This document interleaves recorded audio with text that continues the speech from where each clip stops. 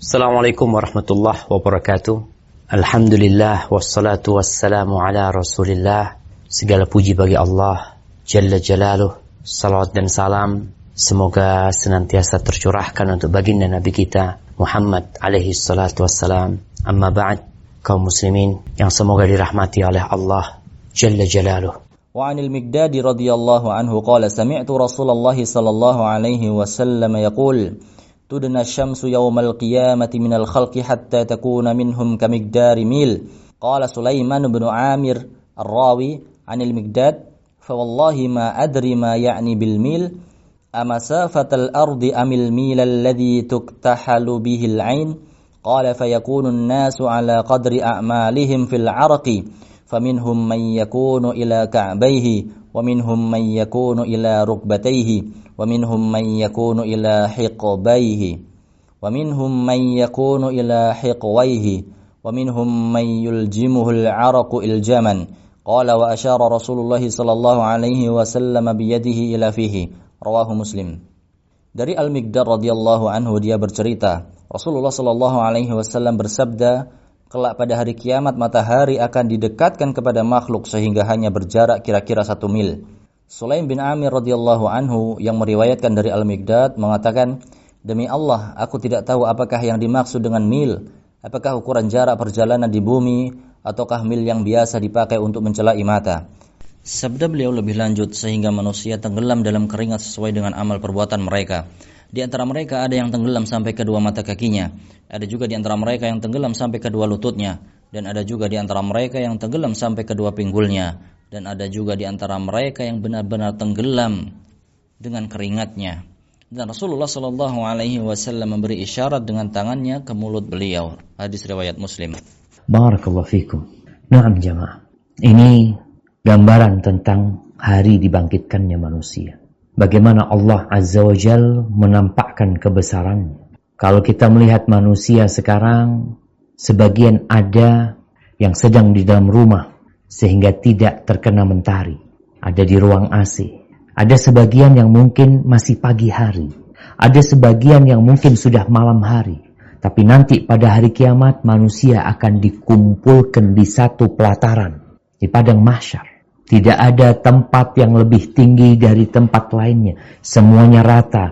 Tidak ada bangunan. Tidak ada pepohonan.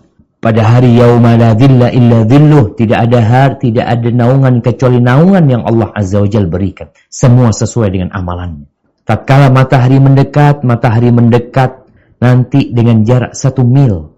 Di sini Sulaim bin Amir yang meriwayatkan dari sahabat Miqdad, dia mengatakan, "Wallahi ma adri, aku enggak tahu maksudnya mil itu mil. Tahu yang buat celak di mata tuh? Ada besinya biasanya. Atau mil jarak, kira-kira 1,5 kilo. Para sahabat ketika mendengar hadis ini, tidak ada di antara mereka yang kemudian mengomentari, mana mungkin matahari bisa mendekat. Dengan jarak seperti ini aja mentari itu sudah membakar. Gimana kalau dekat? Akan terbakar semuanya. Jamaah, ketika engkau berbincang tentang Allah, Allah itu ala kulli syai'in qadir.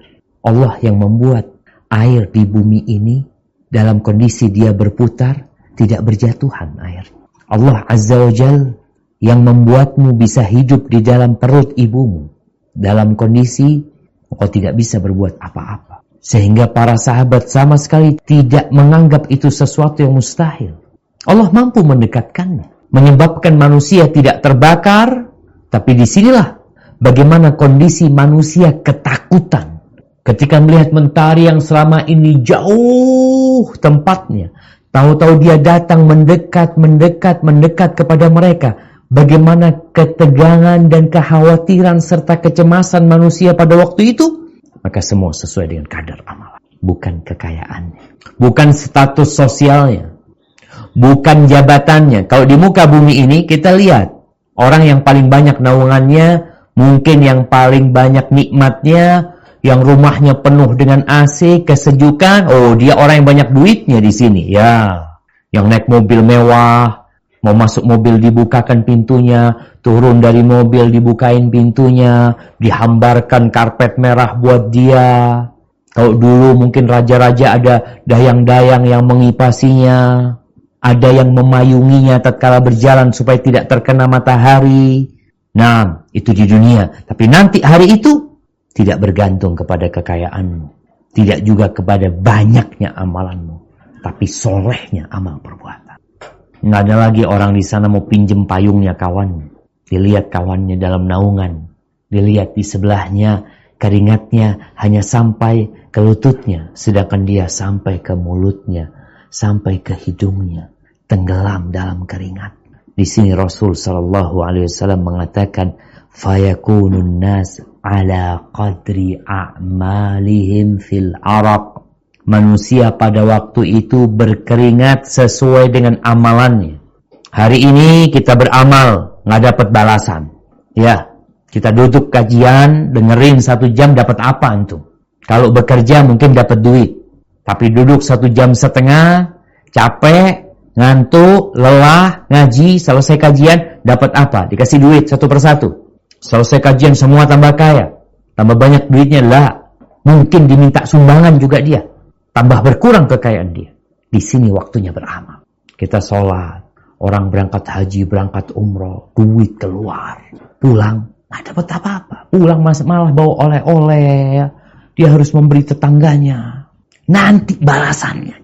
Ada sebagian balasan yang Allah berikan di dunia umpamanya. Tapi balasan itu pun akan pergi dan hilang. Ada orang yang mungkin karena sedekahnya dikasih sehat sama Allah SWT. Berapa lama dia akan sehat?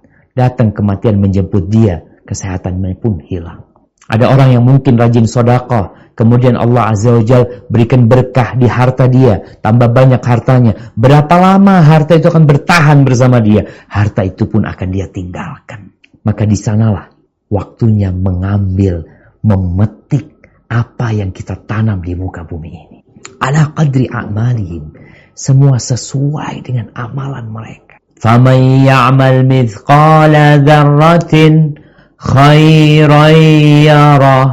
Barang siapa berbuat kebaikan sebesar semut, dia akan mendapatkan balasannya. Sebaliknya, وَمَنْ يَعْمَلْ مِثْقَالَ ذَرَّةٍ شَرًّا يَرَهُ.